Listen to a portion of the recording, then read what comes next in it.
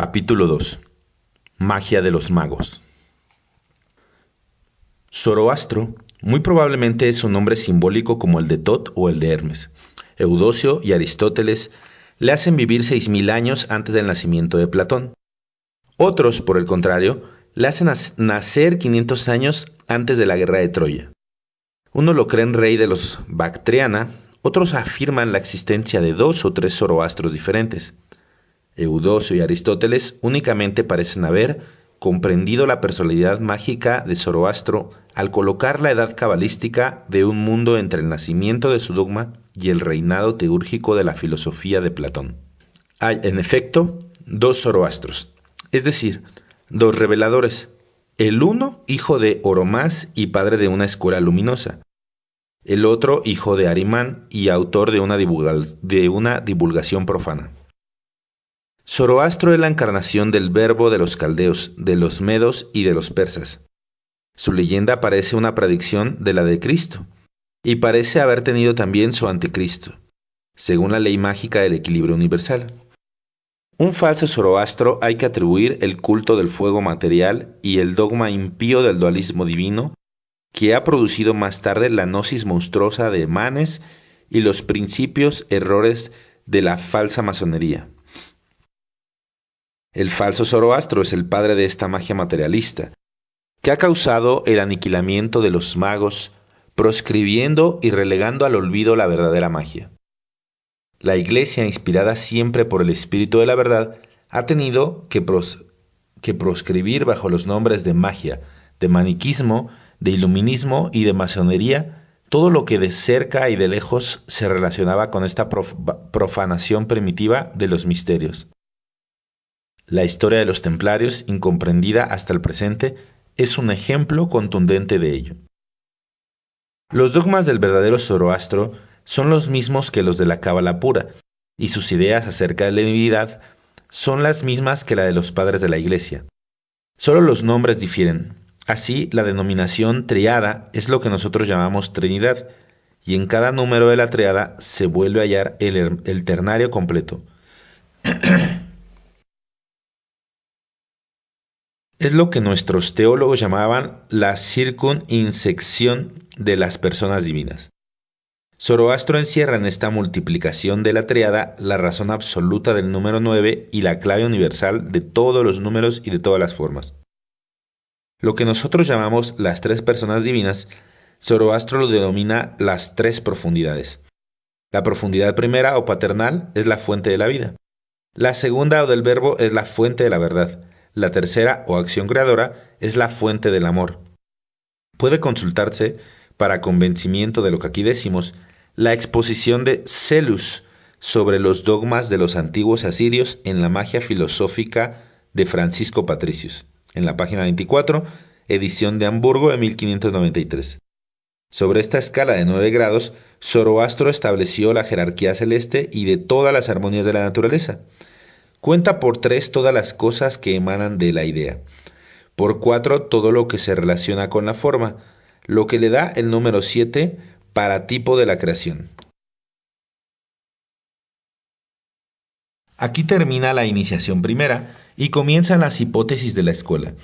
Los números se personifican, las ideas se encarnan en emblemas que más tarde se convertirán en ídolos. Ved llegar los sinoqueos, los teletarcos y los padres, servidores del triple Hécate. Después los 3 amilietes y los 3 rostros de Hipesocos. Más tarde los ángeles, luego los demonios, después las almas humanas. Los astros son las imágenes y los reflejos de los esplendores intelectuales, y nuestro sol es el emblema del sol de la verdad. Sombra de esta primera fuente de donde emanan todos los resplandores. Por esto los discípulos de Zoroastro saludaban la salida del sol y pasaban entre los bárbaros por adoradores del sol. Tales eran los dogmas de los magos, que poseían además secretos que les hacían dueños de las fuerzas ocultas de la naturaleza. Estos secretos, cuyo conjunto podría llamarse pirotecnia trascendental, se referían todos a la ciencia profunda y al gobierno del fuego. No hay duda que los magos conocían la electricidad y tenían medios de producirla y de dirigirla desconocidos aún para nosotros. Numa, que estudió sus ritos y fue iniciado en sus misterios, poseía, al decir de Lucio Pisón, el arte de forjar y dirigir el rayo. Este secreto sacerdotal, cuyo iniciador romano le quiso hacer el patrimonio de los soberanos de Roma, lo perdió Tulo Hostilio, que dirigió mal la descarga eléctrica y quedó carbonizado. Plinio cita estos hechos como una antigua tradición etrusca, y cuenta que Numa se sirvió con éxito de su batería de rayos contra un monstruo llamado Volta, que asolaba las campiñas de Roma. ¿No es cierto que parece, al leer esta revelación, que el físico Volta es un mito y que la dominación de pilas voltaicas se remonta al siglo de Numa? Todos los símbolos asirios aluden a esta ciencia del fuego, que era el gran arcano de los magos. Por doquier encontramos al encantador que traspasa a los leones y domina a las serpientes. El león es el fuego celeste, las serpientes son las corrientes eléctricas y magnéticas de la tierra. A este grande secreto de los magos debe atribuirse todas las maravillas de la magia hermética, cuyas tradiciones, aún hoy en día, dicen que el secreto de la gran obra está en el gobierno del fuego. El sabio Francisco Patricius ha publicado en su Magia Filosófica los oráculos de Zoroastro, recopilados en los libros de los platónicos, en la Teurgia de Proclus, en los comentarios sobre Parménides, en los de Hermes sobre Fedro, en las notas de Olimpiodoro sobre el Filebo y el Fedón. Estos oráculos son primero la fórmula neta y precisa del dogma que acabamos de exponer. Después vienen las prescripciones del ritual mágico, y he aquí los términos en los que están expresadas: los demonios y los sacrificios. La naturaleza nos enseña, por inducción, que existen demonios incorpóreos y que los gérmenes del mal que hay en la materia tienden al bien y a la utilidad común. Pero estos son misterios que hay que enterrar en los más recónditos repliegues del pensamiento. El fuego, siempre agitado y saltando en la atmósfera, puede tomar una configuración parecida a la de los cuerpos. Digamos mejor, afirmemos la existencia de un fuego lleno de imágenes y de ecos. Llamemos, si queréis, a este fuego luz superabundante que irradia, que habla y que se enrosca. ¿Es el corcel fulgurante de la luz, o más bien es el niño de hombros poderosos que doma y somete al corcel celeste? Vístele de llamas y oro, o preséntesele desnudo como el amor, dotándole igualmente de flechas. Y si tu meditación se prolonga, reunirás todos estos emblemas bajo la figura del león. Entonces ya no se ve nada, ni de la bóveda del cielo, ni de la masa del universo. Los astros han cesado de brillar y la lámpara de la luna está velada. La tierra tiembla y todo se circunda en relámpagos. Entonces no llamad al simulacro visible del alma de la naturaleza, porque no deberás verlo antes de que tu cuerpo sea purificado por las pruebas santas. Dulcificando las almas y arrastrándolas siempre lejos de los trabajos sagrados, los canes terrestres salen de los limbos de la materia y muestran a la mirada de los mortales las apariencias, siempre engañosas, de los cuerpos. Trabaja alrededor de los círculos descritos por el rombo de Hécate. Nada cambies a los nombres bárbaros de la evocación, porque son los nombres panteísticos de Dios. Están imantados de las adoraciones de la multitud y su poder es inefable. Y cuando, después de todos los fantasmas, veas brillar este fuego incorpóreo, este fuego sagrado, cuyas flechas atraviesan a la vez todas las profundidades del mundo, escucha lo que te diga. Esta página extraña, que traducimos por entero del latín de Patricius, contiene todos los secretos del magnetismo con profundidades que jamás han sospechado los Dupotet y los Mesmer. En ella vemos, primero, la luz astral perfectamente descrita, con su fuerza configurativa y su potencia para reflejar el verbo y hacer repercutir la voz. Segundo, la voluntad del adepto figurada por el niño de amplios hombros, montado sobre el caballo blanco, jeroglífico que hemos vuelto a encontrar sobre una antigua baraja de la Biblioteca Imperial. Tercero, el peligro de alucinaciones en las operaciones mágicas mal dirigidas. Cuarto, el instrumento magnético que representa el rombo, especie de juguete infantil tallado de madera que gira alrededor de sí mismo con un zumbido siempre creciente. Quinto, la razón de los encantamientos por las palabras y los nombres bárbaros. Sexto, el fin de la obra mágica, que es el aquietamiento de la imaginación y de los sentidos, el estado de sonambulismo completo y la perfecta lucidez. Este rombo objeto de adivinación es sencillamente el famoso diablo, juguete que ha estado tan en boga hace unos años. Resulta que esta aceleración del mundo antiguo, que el éxtasis lúcido es una aplicación voluntaria e inmediata del alma al fuego universal, o más bien a esta luz llena de imágenes que irradia, que habla y que se enrosca alrededor de todos los objetos y de todas las esferas del universo. Aplicación que se opera por la persistencia de una voluntad alejada de los sentidos y afirmada por una serie de pruebas. Este era el comienzo de la iniciación mágica. El adepto que llegaba a la lectura inmediata en la luz convertíase en vidente o profeta. Después, una vez puesta su voluntad en comunicación con esta luz, aprendía a dirigirla como se dirige la punta del dardo.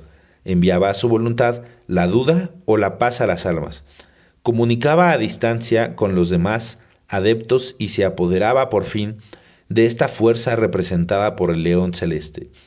Esto es lo que significan esas grandes figuras asirias que tienen bajo sus brazos leones domados. Y es la luz astral la que representan esas gigantescas esfinges que tienen el cuerpo de león y la cabeza de mago. La luz astral, convertida en el instrumento de la potencia mágica, es la espada de oro de Mitra inmolando al toro sagrado. Es la flecha de Febo atravesando la serpiente Pitón. Reconstruyamos ahora en espíritu esas grandes metrópolis de la Asiria, Babilonia y Nínive. Coloquemos en su sitio los colosos de granitos. Rectifiquemos sus templos macizos sustentados por elefantes o esfinges. Erijamos de nuevo los obeliscos sobre los cuales se ciernen los dragones de ojos fulgurantes y alas distendidas. El templo y el palacio dominan sobre este conjunto de maravillas. En ellos se ocultan, revelándose sin cesar por sus milagros, las dos divinidades visibles de la tierra, el sacerdocio y la realeza. El templo, a voluntad de los sacerdotes, se rodea de sombras o brilla en claridades sobrenaturales. A veces se hacen durante el día las tinieblas, también la noche se ilumina. Las lámparas del templo se encienden ellas solas, los dioses irradian luz. Óyese rugir el rayo, desgraciado el impío que hubiese atraído sobre su cabeza la maldición de los iniciados. El templo protege al palacio y los servidores del rey combaten por la religión de los magos. El rey es sagrado, es el dios de la tierra. Se posternan a su paso y el insensato que osara franquear sin su permiso el recinto de su palacio sería inmediatamente castigado con la muerte. Castigado con la muerte sin maza ni espada. Castigado por una mano invisible. Muerto por el rayo, derribado por el fuego del cielo. ¡Qué religión y qué potencia! ¡Qué grandes sombras la de Nemrod, de Belsus y Semiramis! ¿Qué podían, pues, ser las ciudades casi fabulosas donde están inmensas realezas dominaron en otros tiempos, las capitales de estos gigantes, de estos mágicos, que las tradiciones confunden con los ángeles y hasta los llaman hijos de Dios y príncipes del cielo?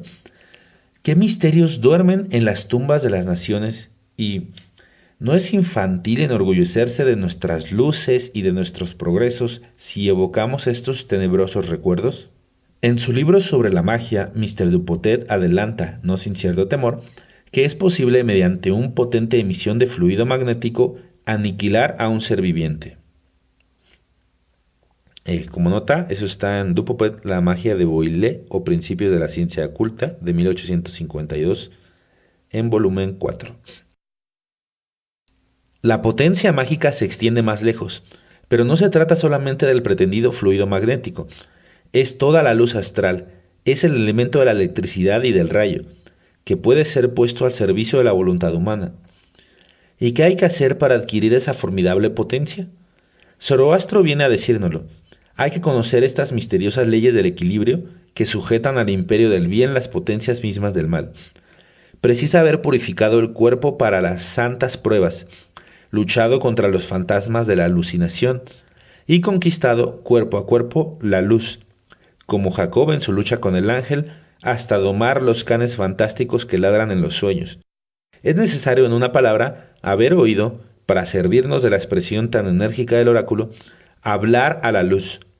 Entonces se es maestro, entonces puede dirigírsela, como Numa, contra los enemigos de los santos misterios.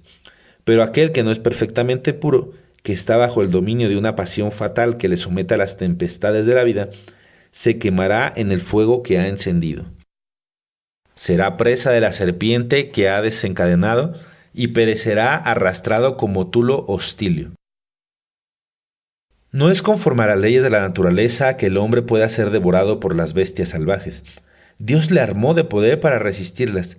Puede fascinarlas con la mirada, gobernarlas con la voz, detenerles con un signo. Y en efecto, vemos que los animales más feroces temen la fijeza de la mirada del hombre y parecen temblar al oír su voz. Las proyecciones de la luz astral los paraliza y los llena de pavor. Cuando Daniel fue acusado de falsa magia y de impostura, el rey de Babilonia le sometió, igual que a sus acusadores, a la prueba de los leones. Los animales no atacan más que a los que les temen o a aquellos a quienes ellos mismos tienen miedo. Un hombre intrépido y desarmado haría seguramente retroceder a un tigre por el magnetismo de su mirada. Los magos se servían de este imperio, y los soberanos de Asiria tenían en sus jardines tigres mansos, leopardos dóciles y leones domesticados. Alimentaban otras fieras en los subterráneos de los templos para las pruebas de la iniciación. Los bajorrelieves simbólicos lo atestiguan. No son sino luchas de hombres y animales, y se ve siempre al adepto cubierto con la vestimenta sacerdotal, dominándolos con la mirada y deteniéndolos con un gesto de la mano. Varias de esas figuras son simbólicas. Sin duda, cuando los animales reproducen alguna de las formas de la esfinge, pero hay otras en que la bestia está representada al natural y en que el combate parece ser la teoría de un verdadero encantamiento. La magia es una ciencia de la que no se puede abusar sin perderla y sin perderse a sí mismo. Los soberanos y los sacerdotes del pueblo asirio eran demasiado grandes para estar expuestos a ser vencidos y caían, pero se hicieron orgullosos y cayeron. La gran época mágica de la Caldea es anterior a los reinados de Semiramis y de Nino. Es en esta época cuando la religión se materializa y la idolatría comienza a triunfar. El culto de Astaré sucede al de la Venus celeste. La realeza se hace adorar bajo los nombres de Baal y de Bel o Belus. Semiramis humilla la religión y coloca por cima de ella la política y las conquistas y reemplaza los viejos templos misteriosos por los fastuosos e indiscretos monumentos. La idea mágica, a pesar de todo, domina todavía las ciencias y las artes e imprime a las maravillosas construcciones de esa época un carácter inimitable de fuerza y grandiosidad. El palacio de Semiramis es una síntesis construida y esculpida de todo el dogma de Zoroastro. Volveremos a hablar de ello cuando expliquemos el simbolismo de las 7 obras maestras de la antigüedad, que se llaman las maravillas del mundo. El sacerdocio se hizo inferior al imperio al querer materializar su propio deber. El imperio, al caer, debía aplastarlo, y esto fue lo que sucedió bajo el afeminado Sardanapalo. Este príncipe, amante del lujo y de la molicie, prostituyó la ciencia de los magos. ¿Para qué el poder de operar las maravillas si eso no daba placer? Encantadores, obligad al invierno a que dé rosas. Aumentad el sabor del vino. Emplead vuestro dominio sobre la luz y haced resplandecer la belleza de las mujeres como la de las divinidades. Obedecen y el rey se embriaga. Entretanto, la guerra se declara, el enemigo avanza.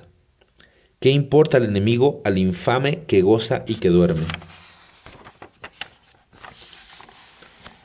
Pero esto es la ruina, es la infamia, es la muerte. Sardanapalo no le teme, cree que es un sueño sin fin, pero él sabrá sustraerse a los trabajos y a las afrentas de la servidumbre. La noche suprema ha llegado, el vencedor está a las puertas, la ciudad no puede resistir más. Mañana habrán dado cuenta del reino de Asiria. El palacio de Sardanapalo se ilumina e irradia tan maravillosos resplandores que alumbra toda la ciudad consternada. Sobre montones de telas preciosas, de pedrerías, de vasos de oro, el rey pasa su última orgía. Sus mujeres, sus favoritos, sus cómplices, sus envilecidos sacerdotes le rodean. Los clamores de la embriaguez se mezclan con el ruido de mil instrumentos. Los leones domesticados rugen, y el humo de los perfumes que sale de los subterráneos del palacio envuelve ya todas las construcciones en artesonados de cedro. Las construcciones a una espesa nube. Las lenguas de fuego atraviesan ya los artesonados de cedro. Los cantos báquicos ceden a los gritos de espanto y de los estertores de la agonía. Pero la magia que no ha podido conservar el imperio de Nino en las manos de sus degradados adeptos va a mezclar al menos sus maravillas a los terribles recuerdos de este gigantesco suicidio. Una claridad inmensa y siniestra, como nunca habían visto las noches de Babilonia, parece repentinamente que rechaza y ensancha la bóveda celeste. Un ruido que parece al de todos los truenos que estallasen al mismo tiempo, conmueve la tierra y sacude la ciudad cuyas murallas se derrumben. La profunda oscuridad vuelve a caer. El palacio de Sardanapalo ya no existe, y al día siguiente los vencedores no encontrarán nada de sus riquezas, ni su cadáver, ni sus objetos de placer. Así termina el primer imperio asirio y la civilización que había realizado el verdadero Zoroastro. Aquí termina la magia propiamente dicha y comienza el reino de la Cábala. Abraham, cuando salió de Caldea, se llevó sus misterios. El pueblo de Dios creció en silencio y pronto encontraremos a Daniel combatiendo con los miserables encantadores de Nabucodonosor y de Baltasar. Como nota, deben consultarse para ampliación de estos estudios, ante todo la obra de F. Lenormand, Les Sciences Occultes en Asie, volumen 2, París, 1874. La magia asiria de Fossev, volumen 1, París 1902, y el Así hablaba Zaratustra de Nietzsche, curiosa y sugestiva interpretación de un hombre de Occidente de la magia de la fuerza.